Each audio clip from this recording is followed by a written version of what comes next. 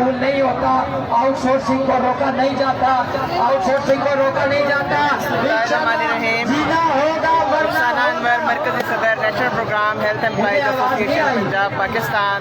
आप देख रहे हैं कि यहाँ पर जिस धरने को रुकवाने के लिए साजिशें भी की गई और हर ओछा हथकंडा इस्तेमाल किया गया, पूरी हुकूमती मशीनरी इस्तेमाल की गई, डराया गया, धमकाया गया, खवातीन को हरासा किया गया।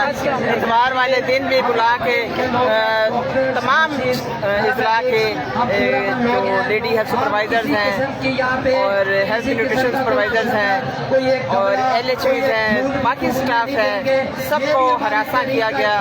लेकिन उस हरासमेंट का रिजल्ट ये है जो इस वक्त आपको नजर आ रहा है। जब हमने यहाँ गुजारे थे तो अमन गुजारे थे। मेरा और आपका ये वादा है, हाथ खड़े करके ये वादा दे, हाथ खड़े करके सारे लोग भी ये वादा दे कि हम पुरअमन रहेंगे, हम पुरअमन रहेंगे, इंशाल्लाह हम पुरअमन रहेंगे और पुरअमन रहते हुए अपना एहतजाज रिकॉर्ड करवाते हुए इंशाल्लाह गवर्नमेंट ऑफ पंजाब को घुटने टेकने पे जबर के जरिए, जुल्म के जरिए, फसाहियत के जरिए किसी तहरीक को दबाया जाता है, उतना ही ज्यादा उभर के सामने आती है। कोई मुश्किल नहीं रहती, चाहे सेहत के मामलात हों, चाहे जबर के मामलात हों, चाहे हरेसमेंट के मामलात हों, चाहे जबरी तौर पर रोकने के मामलात हों, शाह से ज्यादा शाह के खैर खा बनने के मामलात हों। लेकिन काफिले नहीं रुकते, तहरीकें नहीं रुकती, जदोजहद नहीं रुकती। और वो गाफिल जो ये समझ रहे हैं कि लेडी हेल्थ वर्कर्स को कोई नुकसान नहीं है, लेडी हेल्थ सुपरवाइजर्स को कोई नुकसान नहीं है, जब हिट दे चुके हैं, फर्म्स को इनवाइट कर चुके हैं कि पोलियो के लिए बोली लगाई जाए, हर जिले के लिए बोली लगाई जाएगी। क्योंकि जो एस्टिमेट लगाया गया है वो कहते हैं कि लेडी हेल्थ वर्कर सिर्फ पोलियो कैंपेन करती हैं। तो कहते हैं एक लेडी हेल्थ वर्कर हमें 60,000 में पड़ती है पोलियो कैंपेन करने के लिए, 60 से 65,000 में पड़ती है। तो इसलिए हम क्यों ना डेली बेसिस पर किसी फर्म को हायर करें जो डेली बेसिस पर 5-7 दिन के लिए काम करवाए, जो बहुत थोड़ा खर्चा आएगा, जिनको ना तनख्वाहें देनी पड़ेगी, ना पेंशन देनी पड़ेगी, ना ग्रेजुएटी देनी पड़ेगी। ये फार्मूला बना। और जब लेडी हेल्थ वर्कर्स ही नहीं होंगे तो लेडी हेल्थ सुपरवाइजर का क्या काम? वो हकाइक हैं जो समझदार लोग हैं वो समझ रहे हैं, लेकिन जो नहीं समझ रहे तो फिर उनके लिए तो फिर व्यापारी ही काफ़ी हैं। वो व्यापारी जो उनके हकूक़ का सौदा कर रहे हैं, जब आप खुद अपना सौदा करने के लिए आमादा हैं, ये मुट्ठी भर लोग हैं, चंद शरपसंद हैं।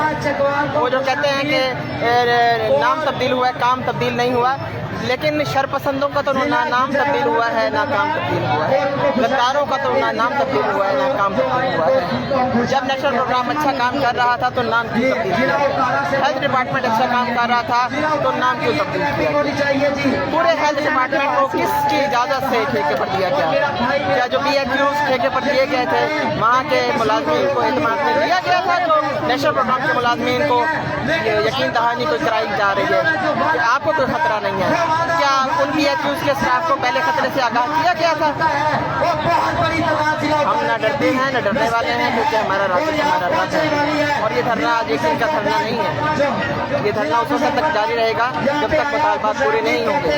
GHA के साथ हैं, GHA जिसको डॉक्टर सलमान नसीब लीड कर रहे हैं, चाहे उसमें YDA है, YNA है, नेशनल प्रोग्राम है, CHSMC है, IRMNCH है, डिस्पेंसर्स हैं, CDCs हैं, या जितना भी कैडर्स हैं, वैक्सीनेटर्स हैं, स्कूल हेल्थ न्यूट्रिशन सुपरवाइजर्स हैं, सबको ही खतरा है, क्योंकि सब खतरे में हैं और पूरे निज़ाम को लपेटा जा रहा है।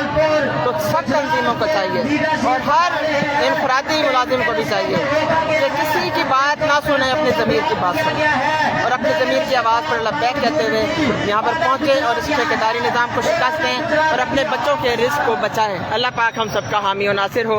पाकिस्तान जिंदाबाद, नेशनल प्रोग्राम पाइंदाबाद।